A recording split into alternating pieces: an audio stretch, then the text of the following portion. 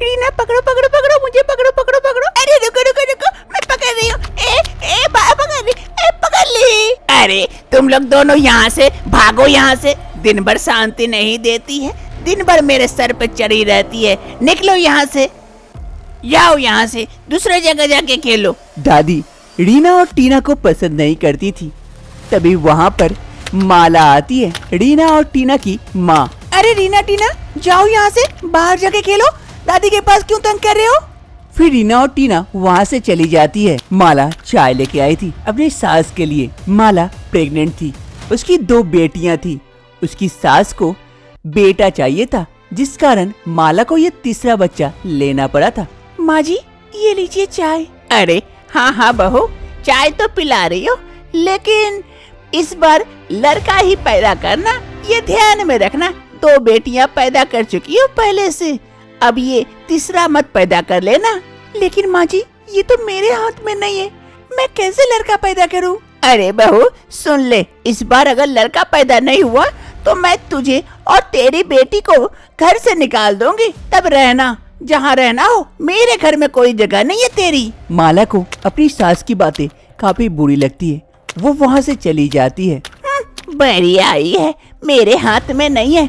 इस बार बहू ने अगर लड़का पैदा नहीं किया, मैं उसे लात मार के इस घर से निकाल दूंगी। अपने बेटे के लिए दूसरी बहू लेके आऊंगी। शाम का वक्त हो रहा था।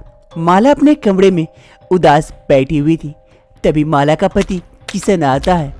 किशन माला को उदास देख उसके समीप पहुंचता है। अरे माला, क्या हो गया? तुम काफी उदास नजर आ रही हो। अरे किशन, अब मैं आपको क्या ही बताऊं, माँ जी को लड़का चाहिए।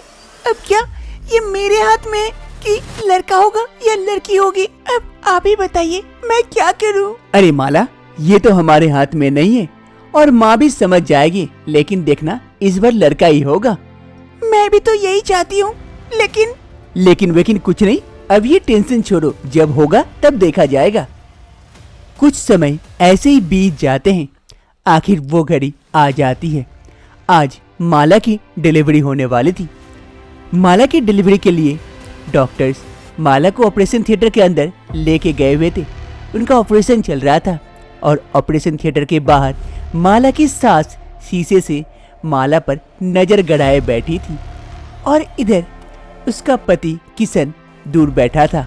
अरे माँ, आकर बैठ जाओ, वहाँ खड़ी खड़ी थक जाओगी, जब बच्चा होना होगा हो जाएगा। अरे नहीं बेटा किशन, तू बैठ, मैं यहीं से देखती हूँ। माला की सास वहीं खड़ी रहती है और शीशे पर से माला को देखते रहती है। कुछ समय ऐसे बीत जाते हैं। ऑपरेशन खत्म होता है। डॉक्टर साहिबा माला के बच्चे को लेकर बाहर आती है। अरे माँ जी, ये लीजिए, आपकी पोती हुई है। डॉक्टर साहिबा के मुंह से ये बात सुनकर माला की सास काफी गुस्सा जाती है। क्या पोती हुई है? आपने अच्छे से देखा ना? अरे हाँ हाँ माँ जी, मैंने तो देख ली हूँ। आप देखना चाहते हैं तो चेक कर लीजिए, मुझे देखने की कोई आवश्यकता नहीं है। मैं तो इसका मुंह तक नहीं देखना चाहती हूँ। ये कहते हुए माला की सास गुस्सा से वहाँ से चली जाती है और इधर किशन डॉक्टर साहिबा से बच्चे को गोदी लेते हैं।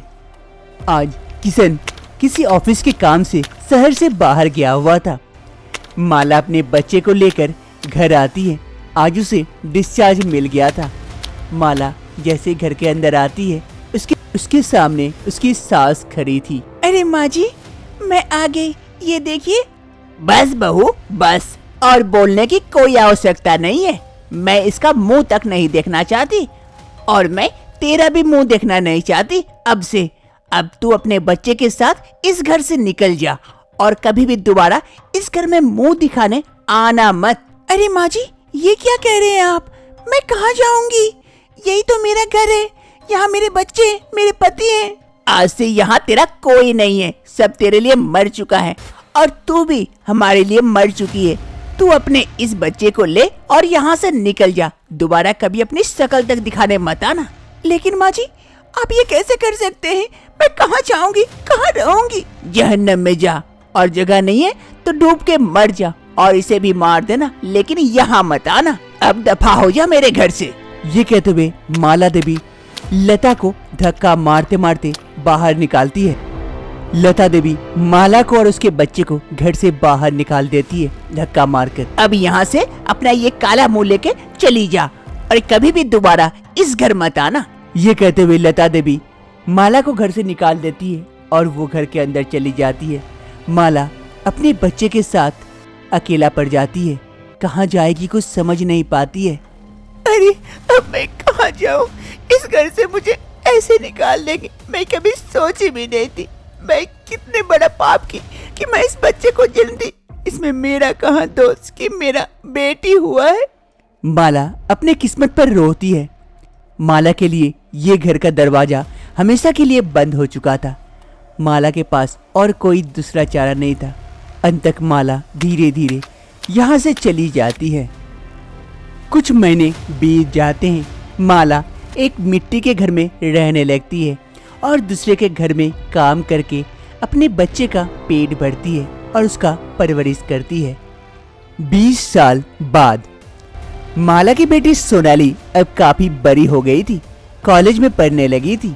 माँ मैं कॉलेज जा रही हूँ। अरे बेटी चाय बना रही हूँ, पिएगी? अरे नहीं माँ, मुझे लेट हो जाएगी, बाद में पीऊंगी। Bye bye bye. अच्छा चल ठीक है, बाय बाय। सोनाली एक बड़े से कॉलेज में पढ़ाई कर रही थी। क्योंकि वो पढ़ने में काफी अच्छी थी, इसलिए उसे स्कॉलरशिप मिला था। इस कॉलेज में सिर्फ अमीर लड़के लड़कियां ही पढ़ा करते थे। एक गरीब शायद सोनाली ही थी। सोनाली कॉलेज के कैंपस से जा रही थी, तभी उसके सामने रीना और टीना आती है। रीना और टीना सोनाली से काफी जेलस करती है। अरे टीना, ये देख भिखमंगी आ गई हमारे कॉलेज में। अरे हाँ रीना सही कह रही है, न जाने कैसे इस कॉलेज में आ पहुँची हम लोगों का बराबरी करने के लिए। चल चलते हैं। रीना और टीना हमेशा ही सोनाली को नीचा दिखाने का कोशिश करती है। सोनाली को उनकी बातें काफी बुरी लगती है, लेकिन सोनाली कर भी क्या सकती है, हालात से लाचार है। सोनाली जाने लगती है, तभी पीछे से आवाज आती है। अरे सोनाली। अरे राहुल तुम? अरे हाँ सोनाली, कब से तुम्हें आवाज लगा रहा हूँ, लेकिन तुम्हें सुनाई नहीं दे रहा है। तुम चले जा रही हो। ओह सॉरी, चलो क्लास चलते हैं। फिर राहुल और सोनाली दोनों क्लास की ओर जाने लगते हैं। राहुल और सोनाली एक दूसरे के काफी अच्छे दोस्त हैं। एक रोज राहुल और सोनाली क्लासरूम में होते हैं, एक दूसरे से बात कर रहे होते हैं। अरे सोनाली, हम लोग एक दूसरे को कितने सालों से जानते हैं और एक दूसरे से प्यार भी करते हैं, तो हम लोग शादी क्यों नहीं कर लेते कॉलेज खत्म होने के बाद? अरे राहुल, चाहती तो मैं भी हूँ तुमसे शादी करना और एक साथ जिंदगी बिताना, लेकिन क्या ये मुमकिन है? मैं इतनी गरीब हूँ और तुम इतने अमीर, तुम्हारे घर वाले कभी मानेंगे ये रिश्ता? अरे हाँ बाबा हाँ, उसकी चिंता तुम मत करो। मेरे घर वाले मुझसे बहुत प्यार करते हैं और मैं एक बात बोलूँगा और वो नहीं मानेंगे, ऐसा हो ही नहीं सकता। मेरी खुशी में ही उनकी खुशी है। बस तुम कहो, मैं कब तुम्हारे घर आऊँ तुम्हारा हाथ मांगने के लिए? जब तुम्हारा दिल कहे आ जाना। राहुल अपने पापा को लेकर सोनाली के घर पहुंच जाता है। अंकल ये लीजिए चाय। अरे बेटी यहाँ रख दो। अरे माला देवी जी, हमें आपकी बेटी खूब पसंद आई। आप पंडित जी से कहकर जल्दी से जल्दी इन दोनों की शादी की तारीख निकालिए। मैं सोनाली को जल्द से जल्द बहू बनाकर अपने घर लेके जाना चाहता हूँ। बड़ी प्यारी बेटी है। ये तो खुशी की बात है, मैं आज ही पंडित जी से बात करती हूँ इन दोनों की शादी की। सोनाली और राहुल की शादी तय हो जाती है। इस शादी से सोनाली और राहुल काफी खुश होते हैं। किशन कॉन्फ्रेंस रूम में था। कॉन्फ्रेंस खत्म होने के बाद उसका कलीग कमल किशन से कहता है, अरे किशन, तू शादी में नहीं जा रहा है? किसका शादी कमल? अरे तेरी बेटी का शादी और तुझे ही नहीं पता? मेरी बेटी का शादी? कौन सी बेटी? फिर कमल किशन को सारी बातें बताता है कि किस तरह से उसकी बीवी उस दिन घर से निकलकर एक छोटे से घर में रहकर अपनी बेटी का परवरिश करती है और कल उसकी शादी है। क्या मेरी बीवी जीवित है और उसकी बेटी की कल शादी है? मतलब मेरी बेटी की? अरे मैं तो सोचा था कि वो मर गई है और माँ भी ऐसा ही कुछ कही थी। अरे किशन, तू वहाँ जाएगा तो उन्हें अच्छा लगेगा, जरूर जाना। अरे हाँ यार, मैं जरूर जाऊंगा। दूसरी रोज रीना और टीना हॉल में थी, तभी उसके पापा किशन वहाँ पहुँचते हैं। अरे रीना, टीना, चलो आज मैं तुम लोगों को एक खास जगह लेके जाना चाहता हूँ, किसी से मिलाना चाहता हूँ। किससे पापा? कौन है? हाँ पापा, किससे मिलाना चाहते हैं? अरे चलो तो वहीं जाके बताऊंगा। फिर किशन अपनी दोनों बेटियों को लेके जाता है। राहुल और सोनाली की शादी हो रही होती है। इधर उसकी माँ माला इस शादी से काफी खुश थी। आप लोगों की शादी संपन्न हुई, अब जाइए बड़ों का आशीर्वाद लीजिए और अपनी नई जिंदगी की शुरुआत कीजिए। राहुल और सोनाली की शादी संपन्न हो जाती है। तभी वहाँ पर किशन अपनी दोनों बेटियों के साथ पहुँच जाता है। वहाँ पर किशन जैसे ही पहुँचता है, किशन की नजर माला पर और माला की नजर किशन पर जाती है। दोनों एक दूसरे को देखकर शॉक्ड हो जाते हैं। अरे माला, माला, किशन, तुम आए यहाँ पर? मैं कभी नहीं सोची थी कि तुम यहाँ आओगे। कितने सालों तक तुम्हारा इंतजार करती रही, लेकिन तुम नहीं आए। तो आज क्यों आए किशन यहाँ पर? आज भी ये घड़ी बीत जाने देते, मेरी बेटी की शादी हो जाती खुशी खुशी। हम अरे माला, अब मैं तुम्हें क्या ही बताऊं। माँ ने कही थी कि तुम्हारी मौत हो गई है, इसीलिए मैं तुम्हें और नहीं ढूंढा। कहाँ ढूंढता। अरे पापा, ये कौन है और आप क्या बात कर रहे हैं? और आप भिखमंगे की शादी में क्यों आए? हाँ पापा, ये लड़की तो मेरे कॉलेज में पढ़ती है, मेरे साथ। क्या तुम लोग इस लड़की को जानती हो? हाँ पापा, जानती हूँ, हर रोज तो मिलती हूँ इससे। तुम्हें पता है वो कौन है? कौन है? एक गरीब भिखारी है, और क्या? अरे नहीं बेटी, ऐसा नहीं कहते। वो तुम्हारी बहन है, अपनी सगी बहन है। और ये जो तुम्हारे सामने खड़ी है, ये तुम्हारी माँ है। क्या? ये क्या कह रहे हैं पापा? आप झूठ बोल रहे हैं। मेरी माँ तो छोटे में ही मर गई थी, तो ये कहाँ से आ गई? हाँ बेटी, मुझे भी यही भ्रम था और इतने सालों से यही भ्रम पाल रहा था। आज मेरे सामने ये खड़ी है, यही सच्चाई है। फिर रीना और टीना माला के समीप जाती है और माला से लिपटकर खूब रोती है और अपनी बहन सोनाली से माफी भी मांगती है। बहन सोनाली, हमें पता नहीं था कि तुम हमारी ही बहन हो, हमें माफ कर दे। हमने तुम्हें कितना कुछ नहीं कहा था कॉलेज में। अरे माँ, मेरे पापा हैं और तुमने आज तक नहीं कहा कि मेरे पापा कौन है। अरे बेटी, अब क्या बताती तुझे कि तेरे पापा कौन है, कहाँ है। अब सबको सबकी बातें अच्छे से समझ में आ गई थी। सभी एक दूसरे से मिल लेते हैं और अंत तक सोनाली और राहुल को उसकी शादी की बधाइयाँ देते हैं और उन्हें विदा कर देते हैं। माँ, मैं और तुम्हें छोड़कर नहीं रह सकती। हम लोग चाहते कि तुम भी हमारे साथ चलो, हमारे साथ ही रहो। हाँ माँ, इतने सालों से तुमसे अलग रही, अब नहीं चाहती कि तुम हमसे दूर रहो। हाँ माला, अब हमसे गुस्सा ना छोड़ दो, ये गुस्सा थूक दो और बाकी बची हुई जिंदगी हमारे साथ खुशी खुशी बिताओ। अंत तक माला मान जाती है और अपने पति और दोनों बेटियों के साथ उसके घर चली जाती है। मुझे हक है तुझको जी भर के मैं देखूं, मुझे हक है बस यूं ही देखता जाऊं, मुझे हक है। पिया पिया पिया पिया बोले मेरा जिया, तुम्हें हक है। प्रिया और करण की कुंडली दिखाने के लिए सभी कोई मंदिर आते हैं, जहाँ प्रिया और करण भी आते हैं। अरे प्रिया बेटा, एक काम करो, तुम और करण उधर मंदिर जाकर प्रणाम करके आओ, तब तक हम लोग तुम्हारे कुंडली को दिखा लेते हैं पंडित जी से। हाँ बेटा, जाओ उधर जाओ, प्रणाम कर लो मंदिर में। आइए पिया जी, चले उधर। फिर प्रिया और करण दोनों आगे जाते हैं मंदिर के दूसरी तरफ प्रणाम करने के लिए और बाकी घर वाले यहाँ पंडित जी के साथ बात करते हैं। अरे प्रणाम पंडित जी। अरे प्रणाम प्रणाम। कहिए, जरा हमारे बच्चों की कुंडलियाँ देखकर शादी की अच्छे दिन बता दीजिए, शुभ घड़ी कब है? हाँ, अभी बता देता हूँ। फिर पंडित जी करण और प्रिया की कुंडली देखने लगते हैं। फिर पंडित जी अच्छे से कुंडली देखने के बाद कहते हैं, अरे जजमान, इनकी कुंडली तो मानो शिव पार्वती की कुंडली जैसा है। दोनों में काफी अच्छा योग है। 1 महीने के बाद का वक्त निकल रहा है, वो काफी शुभ घड़ी है। अगर उस घड़ी में इनका विवाह हो जाए तो बहुत अच्छा रहेगा। क्या 1 महीने बाद? 1 महीने में इतनी तैयारी कैसे करेंगे पंडित जी? अरे भाई साहब, सब हो जाएगा, शुभ घड़ी है। इसी शुभ घड़ी में हमें इनका विवाह दे देना चाहिए। जजमान सही कह रहे हैं, इसी शुभ घड़ी में इनका विवाह करवा दीजिए।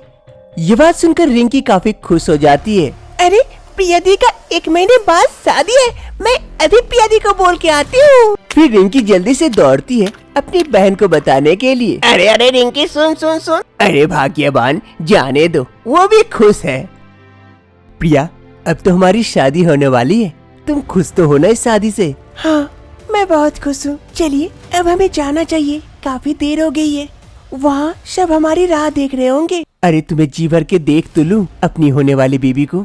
अभी तो हमारी शादी भी नहीं हुई है। तो हो जाएगी। मुझे हक है तुझको जी भर के मैं देखूं, मुझे हक है बस यूं ही देखता जाऊं, मुझे हक है। पिया पिया पिया पिया बोले मेरा जिया, तुम्हें हक है, तुम्हें हक है, तुम्हें हक है। ढल रही पिघल रही ये रात धीरे धीरे, बढ़ रही है प्यार की बात धीरे धीरे। तभी प्रिया वहाँ से जाने लगती है।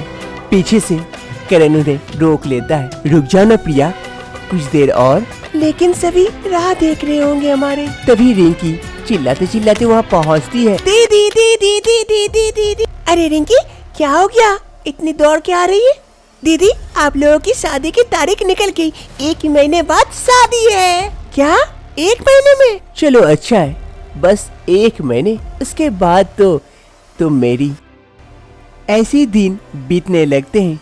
एक रोज प्रिया अपने एक चाचा चाची को चाय देने के लिए आ रही होती है।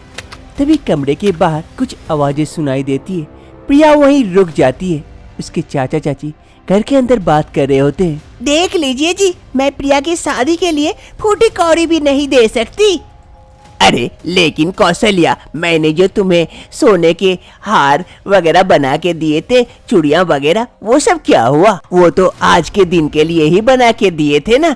अरे लेकिन हमारी भी बेटी है, मेरी बेटी रिंकी के लिए मैंने ये सब बचा के रखी हूँ। अगर प्रिया को दे दूंगी तो रिंकी की शादी में क्या दूंगी? वैसे भी प्रिया के ससुराल वाले तो काफी अमीर है, उन्हें क्या जरूरत ये सब चीज की? अरे बेटी को खाली हाथ विदा कर दे, ये कैसे हो सकता है? आपको जहाँ से भी कोई भी बंदोबस्त करना हो करिए, मैं नहीं देने वाली हूँ ये सब। ठीक है, बचा के रखो अपने पास, मैं ही कुछ बंदोबस्त करता हूँ। प्रिया ये सारी बातें सुनती है, उसे काफी बुरा लगता है। तभी प्रिया घर के अंदर जाती है। प्रिया को देखकर उसके चाचा चाची चुप हो जाते हैं। चाची, चाचा, ये लीजिए चाय। हाँ हाँ, यहाँ रख दो, हम पी लेंगे। फिर प्रिया जाके चाय के ट्रे को वहाँ बेड पर रख देती है और वहाँ से चली आती है।